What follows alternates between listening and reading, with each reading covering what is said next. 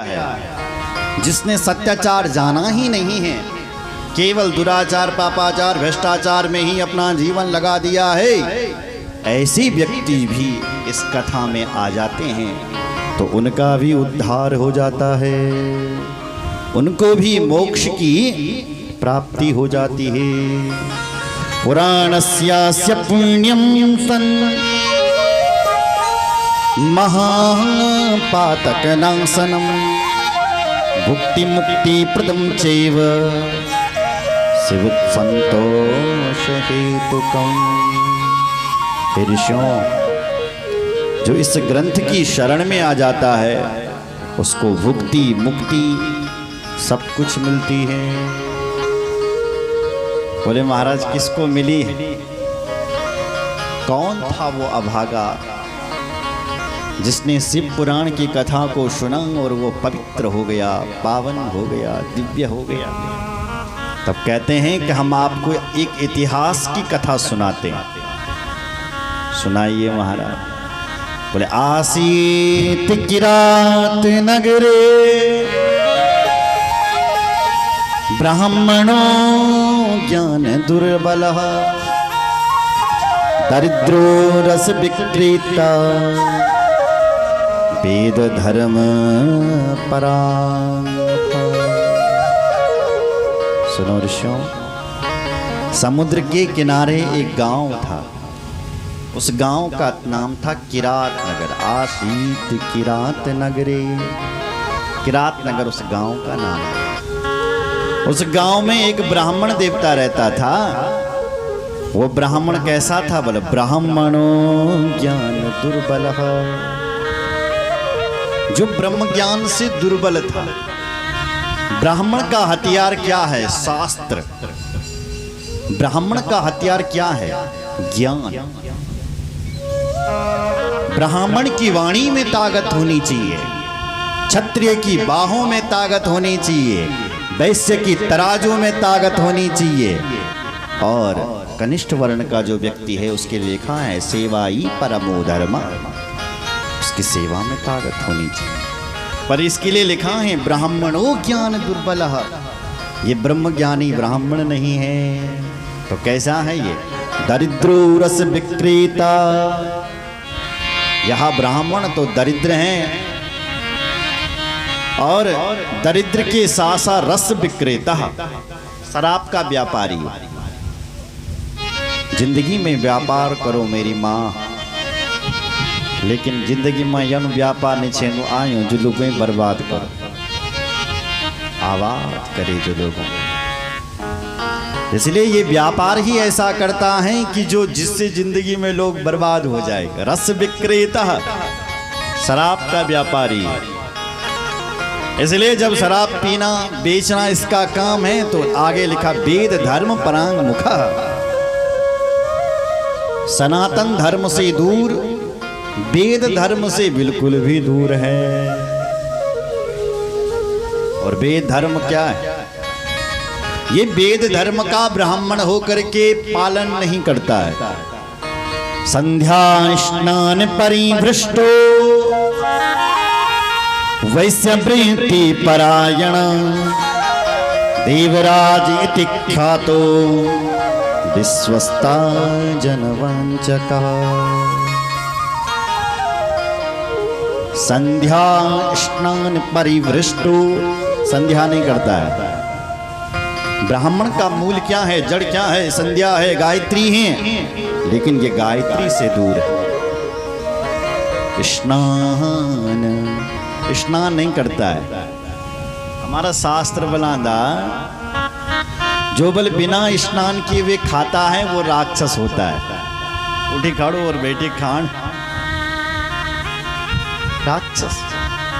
राक्षस क्या करते थे? यही तो करते थे, उठे और खाए, खाने लगे। बोलो जय श्री राम। लगता है संगीत वालों को गर्मी लग रही है, थोड़ा पंखे की व्यवस्था हो जाती है। टेंट वाले भाई खराटे लगा लो एक दो। नहीं इसको रहने दो, ये नहीं कर रहा जिसका।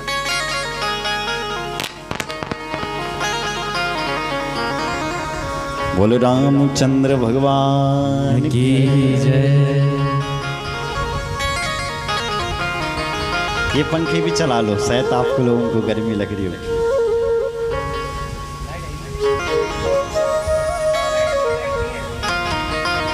अच्छा लाइट नहीं है, लाइट नहीं है, लाइट। बोलो भक्त वत्सल भगवान की जय। तो ये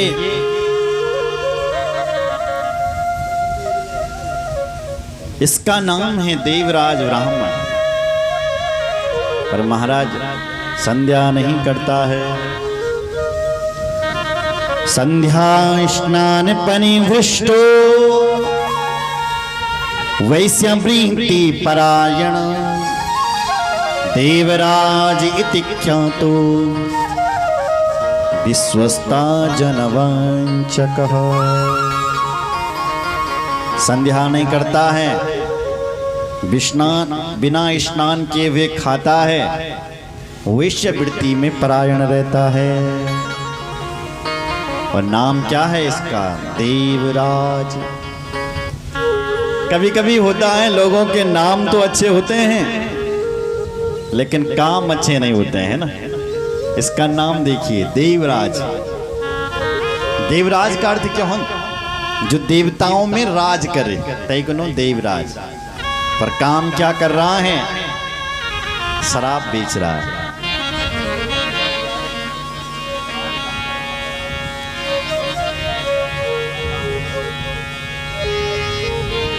बोलो भक्त वत्सल भगवान की जय।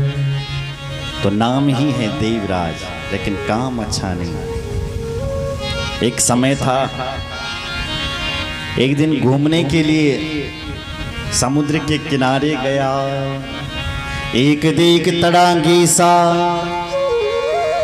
स्नान जातो महीसुरा वैश्याम स्वभावती नाम दृष्ट्वा तत्राति विफलः। एक समय की बात थी, स्नान करने के लिए ये समुद्र के किनारे गया। तो समुद्र के किनारे क्या देखा कि एक वैश्या घूम रही है। वैश्याम शोभावती नाम, एक वैश्या घूम रही है जिसका नाम है शोभावती। और दृष्ट्वा तत्राति विफलः, इस देवराज ने उस देवी को देखा तो उस पर मोहित हो गया। कहा कि देवी तुम मुझसे विवाह करोगे? बोले ठीक है। तो इसने सब कुछ छोड़ करके अपना उस वैश्या के साथ ही रहने लग गया। बोलो जय श्री राम। महाराज समय बीता, जब तक तो इसके पास पैसा था, धन था, तब तक तो वो देवी इसके साथ रही। लेकिन जब देखा कि इसके पास धन खत्म हो गया, पैसा खत्म हो गया, तो लड़ाई करने लगी। बोलो जय श्री राम। तब कहती हैं कि भाई पैसा ला। कहाँ से लाऊं देवी? बोले अपने पिताजी से ला। तो पिताजी से मांगे, पर पिताजी ने देने से इसको मना कर दिया। पर वैश्या से प्रेम करता है तो क्या किया कि अपने घर में गया और अपने माता पिता पर ही हमला बोल दिया। इसने ब्राह्मण होते हुए अपने माता पिता को मार दिया और उनका धन ला करके उस देवी को दे दिया। एक देश्या वशात्रात्रो पितरम मातरम बधूम प्रसुप्तान्यवधि दुष्टो धनम तेषाम तथा हरत। आज माता पिता को मार करके उनके धन को लेकर के निकल पड़ा। महाराज जब तक तो वो धन माता पिता का चला तब तक तो ये देवी उसके साथ रही, लेकिन जब देख लिया इसने कि धन खत्म हो गया, अब इसके पास तो कुछ भी नहीं है, तो उस वैश्या ने इसका साथ छोड़ दिया। बोलो जय श्री राम। ध्यान रखना, देवी भागवत में लिखा हुआ है कि दूसरे की स्त्री तभी तक तुम्हारी है जब तक तुम उसको कुछ दे रहे हो, जब तक उसके कहने पर चल रहे हो। जिस दिन देना बंद हो गया उसी दिन तुम्हारा साथ छूट गया। बोलो जय श्री राम।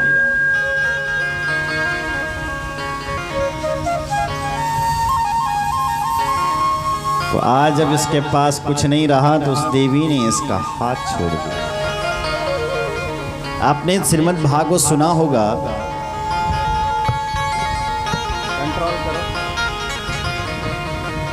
श्रीमद् भागवत में भी धुंधकारी 5 वेश्याओं के साथ रहता था, लेकिन जब उन्होंने देखा कि अपना मतलब निकल गया है तो उस धुंधकारी को वो छोड़ करके चले गए। छोड़ करके ही नहीं, मार करके चले गई। आज इसके साथ भी ऐसे ही हुआ। देवियां तो चले गई, बुढ़ापा आया और बीमारियों ने इसको घेर लिया। बोलो जय श्री राम।